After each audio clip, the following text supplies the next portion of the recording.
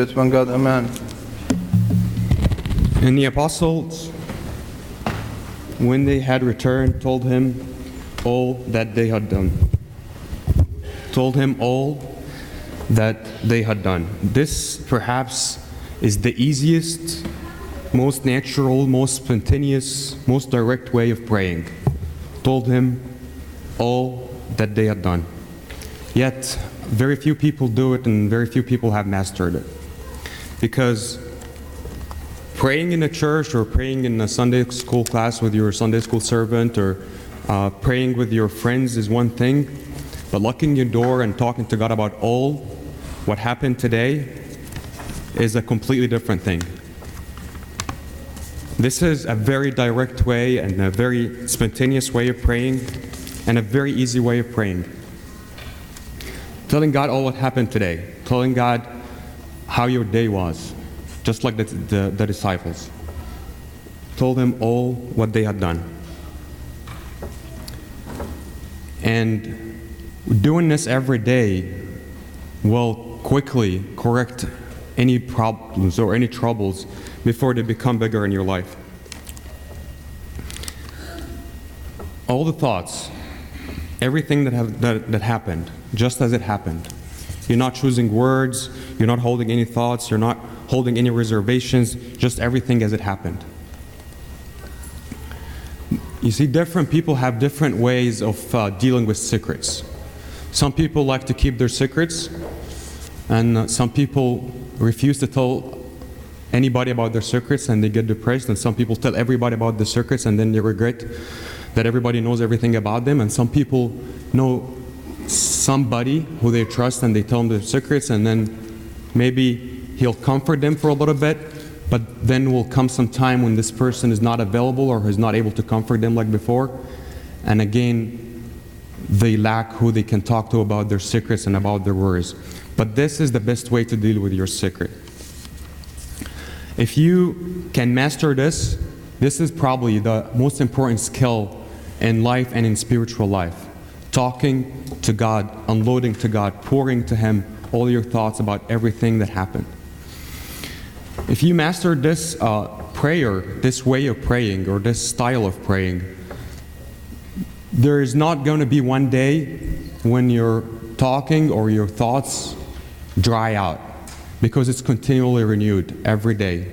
Every day there's something that happened, every day there's something that worries you, every day there's something that you're weak at and you want to tell God about it, or every day there's something you're happy about and you want to tell God about it and you want Him to sanctify it.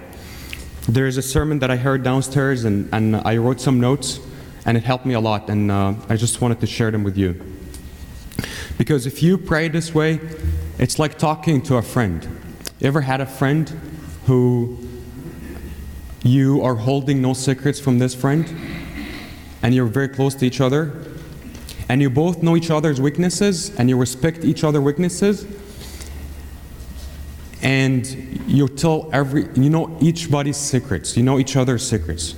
Talking to this friend is very easy, because you're not holding anything, you're not choosing your words. You're just saying that it happened. You just can't wait until the day finishes and you meet this friend and you tell him everything that happened.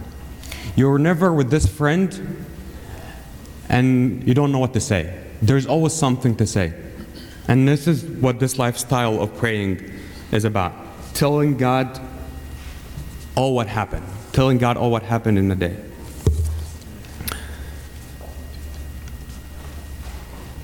And the other thing is, you can't have a true bond. You can't have a true intimacy with somebody. You can't have a true love relationship with somebody if you're not talking to Him this way. And the opposite also. If you are very close to somebody, like I just met a friend that we were very close in high school, but we were separated from each other for about 10 years and then we met again. Even though we were very close and we were talking about everything, but just because we have not been talking for too long, when we met again, we did not have this intimacy. So you can't have a true relationship with Jesus if you don't have this kind of talking. And even if you have this relationship and you ignored this kind of talking, it's different. And another thing about this kind of talking is that it's personal. It's between you and him. You close your door. You don't worry about who's listening, and you're talking about personal stuff, and you're always engaged. It's not like you're reading something and you don't know what you're reading, or you're distracted about something else. But you're always engaged because you're talking about events that happened, and you're taking his opinion, and you tell him, "I'm worried about this, and what do you think about this? And I think this is going to be good, but what do you think?" Like this kind of like engaging your thoughts in a prayer. So it's a very good blessing to master this kind of prayer, and I think it's the most important skill somebody can have. No choosing your words, no reservation, no reservation, nothing you can hold. I was asking my servant one day, and I said, like, can you like speak to God about this? Can you like, is this like inappropriate? Can you like tell God, I really have no emotions. I was dragging my feet here. I don't know. I don't like you like before. He said, you can't reserve anything. He said, you talk to him just like you talk to me. It's you talk to God, you tell him about everything with no reservation. And sometimes you start your prayer and you are not in that mood right away. Just like you've ever tried to make a cup of tea, you turn the kettle on, and then you're in a rush, and you don't wait until the kettle clicks, and then you take the water and you put it in the tea, or you put it in the tea bag. You're not going to make any tea, right? Sometimes it takes some time for the water to boil, and it needs a little bit of patience. Sometimes it's just minutes, and we just pull out and leave before this happens, and it's such a loss because we lost the chance of unloading, and we lost the chance of getting comfort and getting guidance from God. And getting in this stage, there are a lot of things that I heard. And one of them is calming down and saying the Jesus prayer for like 200, 300 times until you collect your thoughts. And sometimes saying a hymn or a song you like will get you in this mode or this boiling water stage. And sometimes reading a chapter from the Bible that you like, or you read it multiple times, or you try to remember it or try to memorize it, will get you in this mode. But sometimes it needs a little bit of patience. Sometimes it doesn't happen right away. But for some saints, they are in this mode. They're in this stage of the presence in front of God all the time. They are just talking to God about what's happening in front of them, not just at the end of the day, but the whole day. And then there's a layer after that where they don't even have to talk. They are in like this unconscious or semi-conscious state where they feel the presence of God and they don't even have to talk. But they're always connected with God. They're always engaged. I mean, this kind of prayer will give the Psalms prayer a different dimension. It's not going to be like reading the Psalms. You're going to be having this connection, and you're going to be praying the Psalms, which is a completely different level. Because if you read the whole Agpeya, like if you start now with the first hour and you've read the whole Agpeya till like the midnight prayer, it's going to take an hour and a half. And then you ask yourself, what are the monks are doing in the desert, and how are they praying the whole day? It's this connection and this talking to God and asking His guidance and His opinion. And it is a subject that it would never exhaust itself. It's renewed every day because you're telling God about everything. And another way of getting in this mode is starting sentences. Like starting, have a fixed half sentence and then you fill the blank. For instance, God, today I am worried about, and then fill in the blank. Today I'm worried about this situation that happened at work. Today I'm worried about taking this exam. Today I'm worried about this decision I have to make. Today I'm worried about my finances. I'm thinking about it a lot. Or you can say, God, today I'm happy about. Also share with Him your happiness, so He'll sanctify it. So if there is anything impure in this happiness, He will make it sober. Or God, I did this today and I know it was wrong, but my weakness, and that I'm trying to be better. I know this is not the way you want me to be, but I'm unable. Like talk to Him just like talking in a confession. But leave no secrets, and don't choose your words, and just tell it as it happened. You know, one of the biggest obstacles for this kind of prayer,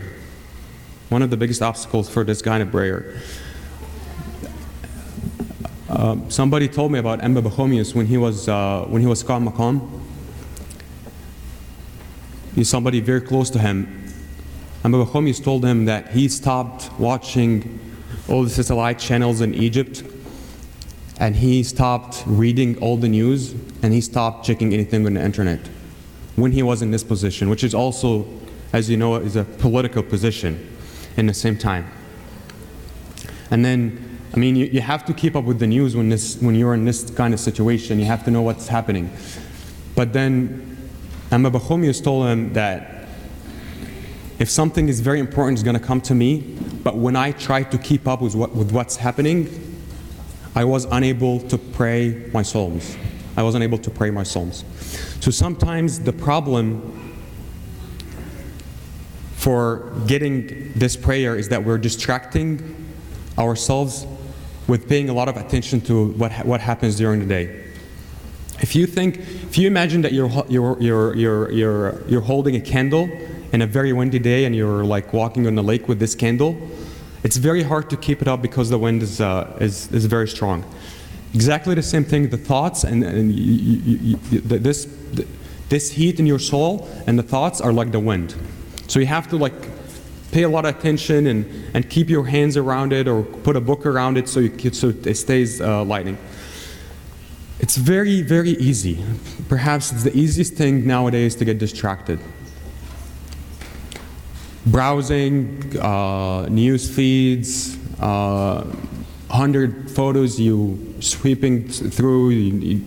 Every time you're looking at a link or you're looking at a photo, you're making a decision whether or not you should watch it, whether or not this is very important for me, whether or not this is something that I like. And making hundreds and hundreds of decisions every day like this will make it very difficult for you to focus when you lock your door and you try to pray. And there is a lot of like behavioral science and neuroscience behind this. I know it's very gratifying and it's very satisfying when you see a feed or you see a link and you click at it because you get this rush of dopamine and vasopressin, things that make you very happy. But in the same time, you're wasting a lot of your chemicals and your neurotransmitters, and it makes it very difficult for you to focus. So you kind of need to be like watchful, and you kind of need to be like very protecting to yourself from the distractions and from the thoughts, because they will make it very difficult for you to collect your thought, or will make it very longer for you until you collect your thought and get in this mode of prayer. It's very good to talk to God about everything that happened, but no prayer is a wrong prayer if you're saying it with pure heart and with respect. But in the same time, there are very, very good prayers. But don't get this wrong, because again, everything that happened, you should just say it as it happened. But there are prayers that are very dear to God, that God wants to listen to. But any prayer, God would like to listen to any prayer. It's just when you have like a little kid and he started talking, he's like 1 or 2 years old, and he started mumbling, and he don't even know and you don't understand what he said. It's like nonsense, but you like it. It's the same thing. Anything you say with God when you're connecting with Him is a good thing. But there are things that are very good. There are things that are very important. So one time, the Greek leader Alexander the Great, he like when he was 30 years old, he really like ruled over the earth. He had Africa, he had Europe, and he had Asia. He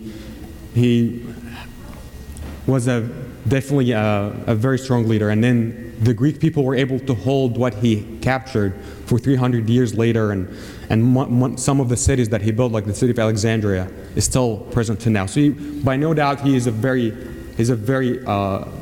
strong and very good leader. And he was very nice to his people too. And then there was this man who was trying to always meet Alexander the Great. And he was kept like trying to meet him for months and for years, and kept like begging to get in his presence and to go talk to him and meet him. And then finally he told his counselor, okay, let him in. I'll talk to him. So this guy goes and talks to Alexander the Great, and then he told him that all of this time he was trying to meet him because he had a complaint about his neighbor. So Alexander told his soldier to take him and put him in prison. And then all his counsels were, what are you doing? Why are you doing this? You're always very nice, and you have never turned anybody down when he comes to here. He said, when you make it to Alexander the Great, you don't talk about something so little like this. When you finally get to meet Alexander the Great, you probably should be asking for a village, or you should be asking for an army. You should be asking for something really big. So there are things that are very big that God wants us to ask for. And it's kind of like God is asking us to request those things, and if we request those things, it will make everything else that happened during the day easy, and it will make everything else that happened very little, and it will give us continuously the comfort that we're looking for, so we don't need to ask for the little things. And one of the things is obviously asking for the kingdom of God, and same thing, asking in a very engaged way, like, God, I really want to see your kingdom. I really want to see what you prepared for me. I am longing for this hug that you spoke about in the book of Revelation. It's probably going to be better than any hug I had in my life. I don't know how you're going to come and wipe all our tears and make us forget all our worries or forget all our sorrows. And I can't imagine being in one place with St. Mary or with St. Mina. Talk this kind of prayer. It's also a very spontaneous, very simple, very easy talking, but talking about spiritual thing. Or, God, I want to always be in your presence. I hear about those people who are always in your presence. I really want to be like them. I want to be always comforted, and I want to be always connected with you 24/7. I want to have you in my mind and have you in my thoughts for 24 hours a day. I want to be able to speak to you. Those kinds of prayers are very dear to God. So it's good to speak to God about your desires. It's good to speak to God about your weaknesses, regardless of how little it is. Like today I clicked at this link, I shouldn't have clicked at it, but you know my weakness and you know that I'm trying, and I shouldn't have listened to this bad joke, or just as it happened. So told him all what they had done. Told him everything that happened. And then you kind of after you talk to somebody for a long time, you kind of especially if it's somebody you admire, you start to become like him. Just like Moses when he was talking to God for 40 days, and when he came down, his face was shining. So because you're in his presence, and because you're having this bond, because you're having this kind of talk, you kind of change. It changes you. You don't know how, but you find yourself that you're changing. You're not the same person. You're not reacting the same way to situations. You're not reacting the same ways to worries, and you're not acting the same way to sorrows and troubles. It's definitely just like I heard in that sermon, and I really believe that it is, with no doubt, the most important skill to have. And it's very easy, and it's always being fought by the devils, because it's a true engagement with God. May God give us all this, that when we speak to God next time, we tell him all what happened. And glory be to God forever. Amen.